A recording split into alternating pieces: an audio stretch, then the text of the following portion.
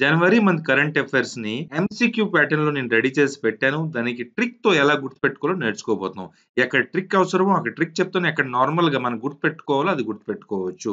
So first question ఏంటి? When did the budget session of parliament began in 2025?